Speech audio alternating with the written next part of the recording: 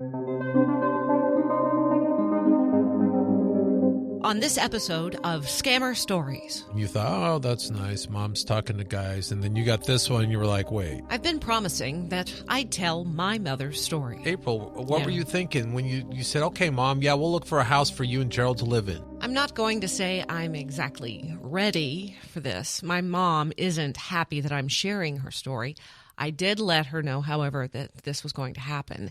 And it's time. That's because so many women have been brave enough to tell me their stories. So here's how we're going to handle this episode. I found the best radio news reporter I know, and he interviewed me.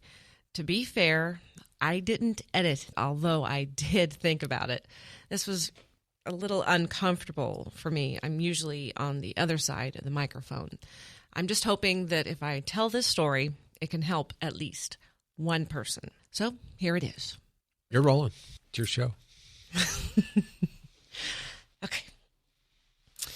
All right, so I guess we'll start with my mom found out she had cancer about a year ago, and it was ovarian cancer. She was really sick. They went in and they took out everything they could. I mean, so many organs they took out of her body. I can't even remember. Had it metastasized? Was it spreading? Yeah, it was spreading. So they took out as much as they could, but there was still some left. So she had to start chemo treatments. So one day I went to her place and she said, I've decided to get online and start dating someone. Well, let me back up. First of all, before the cancer, several years ago, her husband died of cancer. So she's a widow. Now she has cancer and she's treating it. She's lonely. She doesn't have friends, really. She's got a few family members around. I'm living in Oklahoma. She's living in Mississippi, so we're far away. She's in Jackson? Yeah. Okay. And I'm in Tulsa, Oklahoma. So I go to visit her one day, and she says she's going to get online and start dating. And I was okay with that. I met my husband online, as long as you're careful. And so I told her, just be careful, and she would send me pictures of the guys she met online. And she sent me a picture of one, and it was a Middle Eastern man with a funny-looking contract for a job he was doing at a diamond mine in Turkey. And it looked like it was a certificate that a kindergartner got for school that day for making an A on a test. Oh, I'm sorry. So, I'm not sure are there diamond mines in Turkey? I don't think so. I guess we could Google that. But all right, so she's sent you pictures of other people, and you thought, oh, that's nice. Mom's talking to guys. And then you got this one, and you were like, wait a minute. This is sketchy. Mm-hmm. Could just immediately hit you. Not because he's Middle Eastern or had dark skin, but because, what, the diamond mine certificate? The diamond mine. I mean, the man's like in the photo, he's holding this. Yes, I have a picture of it. Okay. So you arch your eyebrows, and you contact your mom, and you say what? I said, Mom, this guy's a scammer. And just like that. Yeah. Scammer. It was that obvious. Well, yeah. Okay. I'm just asking because I totally believe you. So there's sometimes when I pick up the phone in the newsroom and I go, okay, this one's one of them. Yeah. Or you get an email and you just go, no. So this one just hit you wrong from the get-go. Well, yeah, the certificate was so obviously fake. All right. So you told your mom, stay away from this guy. Yeah.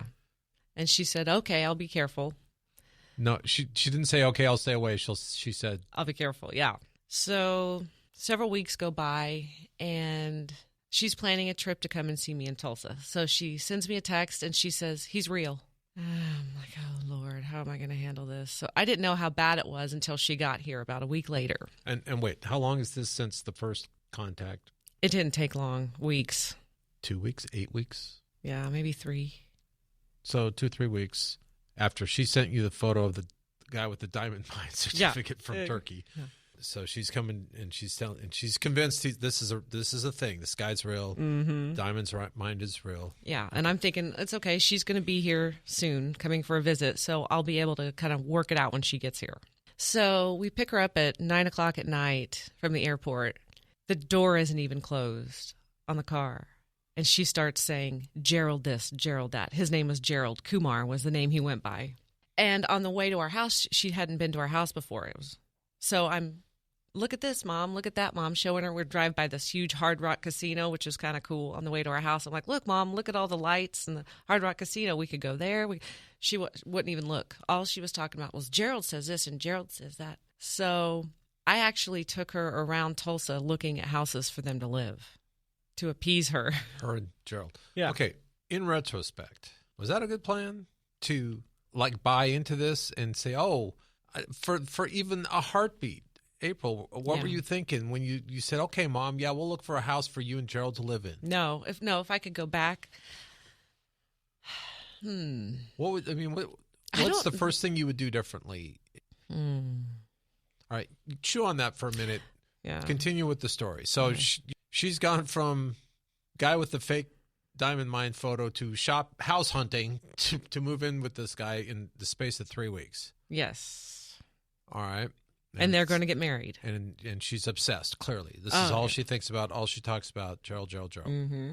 While she was here, was he calling? Was he texting? Yes, I talked to him on the phone. You talked to him. How'd that conversation Well, if I could go back, I would do that differently. Because I wanted to hear what he sounded like. But she was sitting there next to me and so excited that I was talking to him. So I couldn't say what I wanted to say. My whole intention was just to hear what he sounded like. And I said, hi, Gerald, what are you doing? And it sounded like a really young kid. And he said, in a very thick Middle Eastern accent, just watching TV. And that's basically all I said. So, Gerald, not a Middle Eastern name. No, but Kumar is. Kumar is. All right. So you kind of let it go. Yeah. So then that night, you got to keep this in mind too. My whole family thinks I'm going to fix this. Mom's finally at my house. I've got some time with her. April, you got to do this and this and this and this. So you've got a brother. Yes. What other family members? She has 2 sisters. One sister believed Gerald was real, and one sister didn't. So one sister was mad at me for not supporting my mother in her new relationship, and the other sister wasn't very happy with me not being stern enough with my mother on talking to the scammer. So she wants me to fix it. Okay. So I'm like, how am I going to do this? And I got to kind of handle Mom with these kitten gloves because she thinks she's very in love with this man, and she doesn't want me to say anything bad about him. So I got the photo of the contract, the diamond mine contract, and I reverse image searched it on Google, and it popped up contract scammers use. So I went in, I sat down. She was sitting on the bed, and I sat down on the bed, and I said, Mom, just let me show you something really quick. And she said, she put her hands on her head, and she goes, oh, April, don't burst my bubble. Don't burst my bubble. And I said, just look. And I showed her the picture and the articles that popped up underneath it.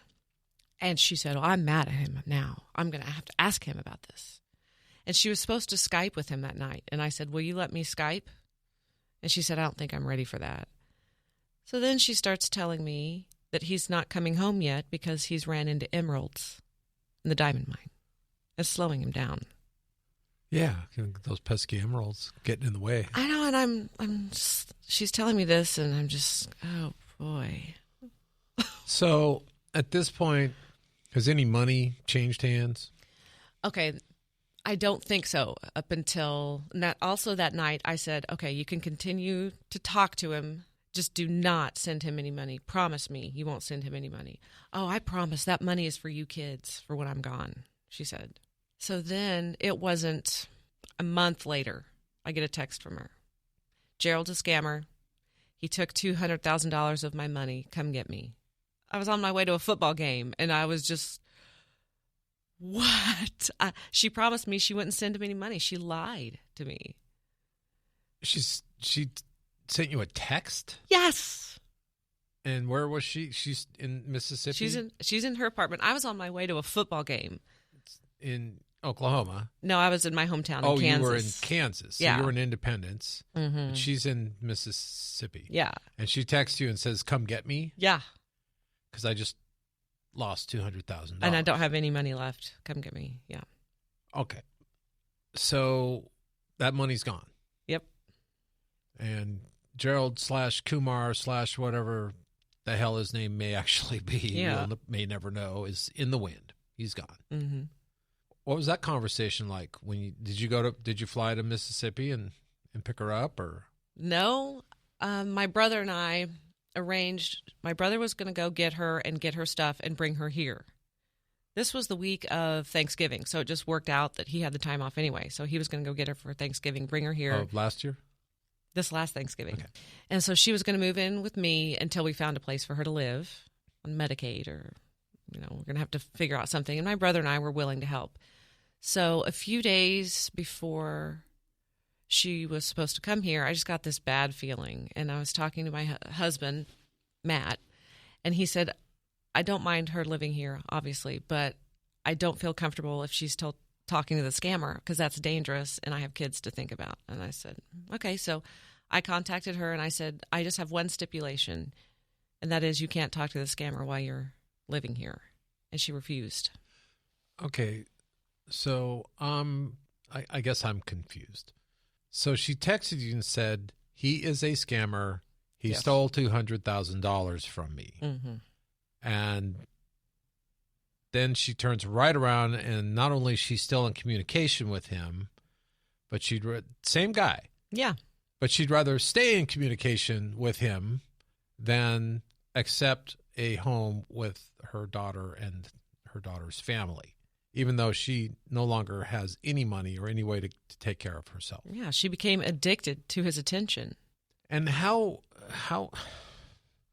see, my brain is just, I'm just confused as to what kind of psychological state she's in, where she knows she's been completely ripped off and left hanging. Well, what was her explanation for why he needed this money? He's got a diamond mine full of diamonds and emeralds, as it turns out. What does he need her money for, especially $200,000? OMG. Do you know how long you can live in Turkey on $200,000? Yeah. And now what? He wants more? He's waiting for the money for the diamonds. And he also said that he got into a car crash and killed someone while he was working, and they took his passport, so he needed money for that too, for the legal fees. And now he needs more money? But she's got no more money. I mean, does he know or does she? Well, she's got another scammer she's talking to now. And she's not being honest with me about the money and who she's talking to. She's come up with some way to give this new scammer money. I know it. Okay, so back up for a second. What happened with, Kumar? Okay. / So I took her phone and I stole his number from her. And I started messaging him. Look, we know you're a scammer. Well, I tried several different. First, I was like, I'm so glad you met my mother. We used to be rich, and now she doesn't have any money, and I'm so happy that she met you, and you're going to take care of her, and she's so sick. And, I tried that kind of route first, making her seem unattractive to someone who needed money. Well, that didn't work, so I started threatening him. So then what he did is try to scam me. And how did that go? I mean, what he wanted you to send him money? Yeah. For what? He said he had a video of me and he needed money, or he was going to post it online. That was actually fun. I had the best time talking back and forth with him about that. Go ahead, post it. He said he needed the money not for him, for the children, the starving children. Of Turkey? Oh, he came up with some other country. I forgot.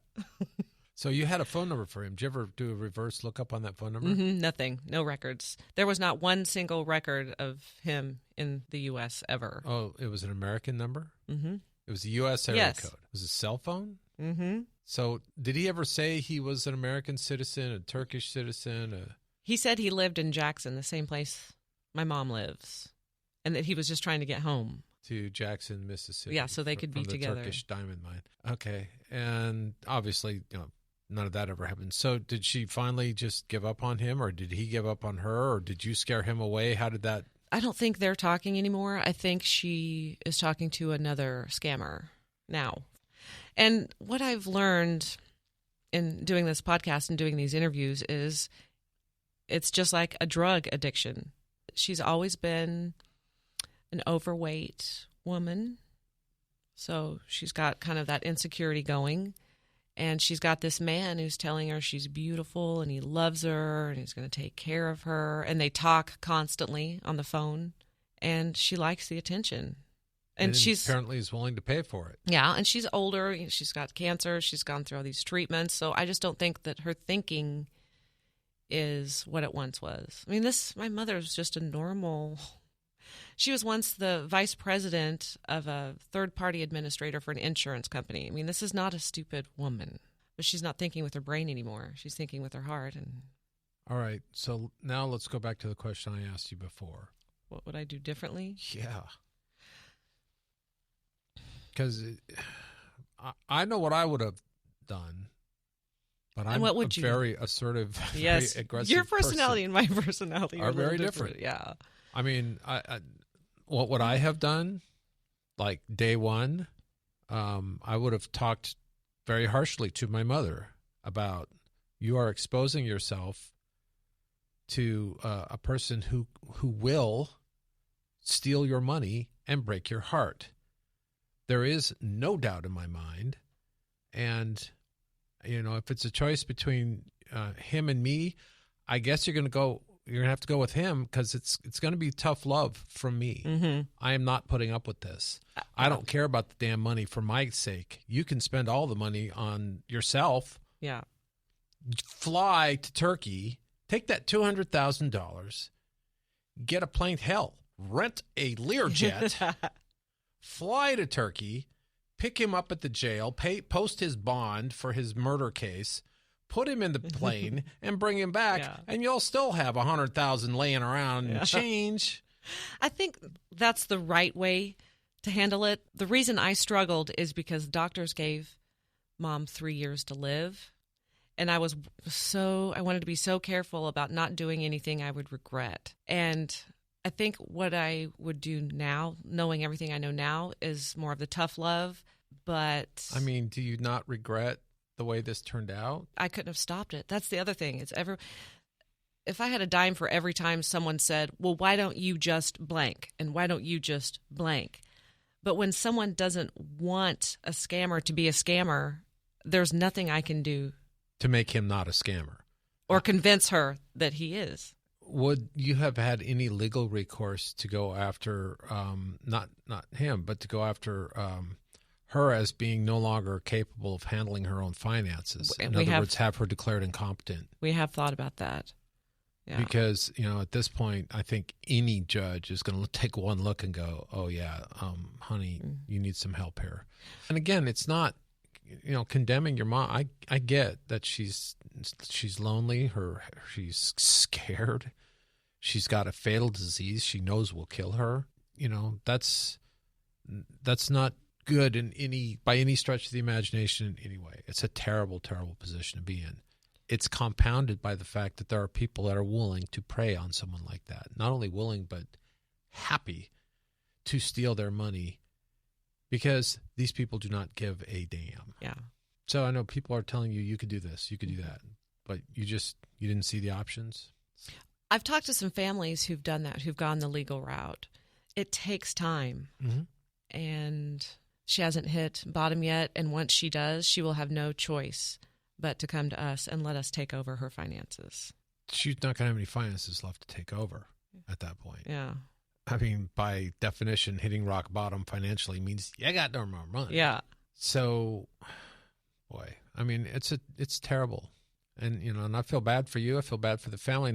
And that's one thing that hopefully your show helps people understand, is that it's not just the victim that's being catfished. It's the people that love them and the people around them that are all affected by this. Tragically, this breaks up families. This makes, for really awkward conversations. And yeah. She texted my brother and I this morning and said, hey, let me know what's going on with your life. Well, we've kind of distanced ourselves a little bit, because when we talk to her, we don't know what she's telling us is the truth. So I go back and forth. Sometimes I get angry, and then sometimes I just ignore it and think I just want to talk to my mom and forget about all the scamming stuff, just so I can have a normal conversation with my mom about regular mother and daughter things. She's aware I'm doing this podcast, and she's not happy about that at all either. So, do you think she'll listen? No. I wish she would. So if she did, what would you say to her right now, knowing all that you know, having been through this, still going through this? What would you say to her? I don't think there's anything I can say. I've said everything I can say. Have you? Yeah. Have you said, Mom, this has to stop? And if you can't stop it, I will. And I will spend every dime I have, and I will go after full control of your life if that's what's necessary to protect you from yourself. Yeah. Would you say that to her? Yeah, I would. Would you do it? Yeah. I mean, I did put my foot down when I told her no. That was big for me. That was really hard for me because here I have a mom who's dying of cancer with no money, and I won't let her come and stay with me. And that was a hard decision to make, and I wrestled with it a lot because what if she died next month and then I had to live with that guilt? But I decided to go ahead and make that decision anyway, mostly because of my husband and his kids. I mean, if it were just me, I probably would have let her come, but I want to honor my husband's wishes. And my husband and I haven't been married. We're still newlyweds. We've got this great marriage, and I didn't want to put this problem in between us either. And so that's probably the main reason I made that decision. But so one more quick question. Oh, yeah. What are you doing next? What's next? Wait. Doing this podcast has been very therapeutic for me. Cathartic? Yes. I feel like it's given me a new purpose. Just learning more and spreading a word. I guess what's next, first of all, I've got to call her. I haven't called her in a while. I need to call her, check in, and ask her to listen to this. Yeah, and ask her to listen to this. That'd be good. There you have it. My life, my struggle, my reason for doing this podcast, and the reason I will continue to do the podcast for as long as I can. I can't track down my mother's scumbag scammer, and I can't prosecute him, and I can't get her money back. I can't even convince her that he's the bad guy and I'm the good guy. So there's only one thing I can do, and it's because it's what I do for a living, and that is broadcast the story to others. If you're listening to this podcast, you're already doing your part. So from the bottom of my heart to you, thank you for that. One thing, there are so many podcasts out there. The only way we can get the word out is to share this podcast with the people you know, and that's going to be difficult. There are a lot of podcasts out there. And I'm so grateful for the people who have listened to this podcast and left a review. Until next time, my scammer warriors.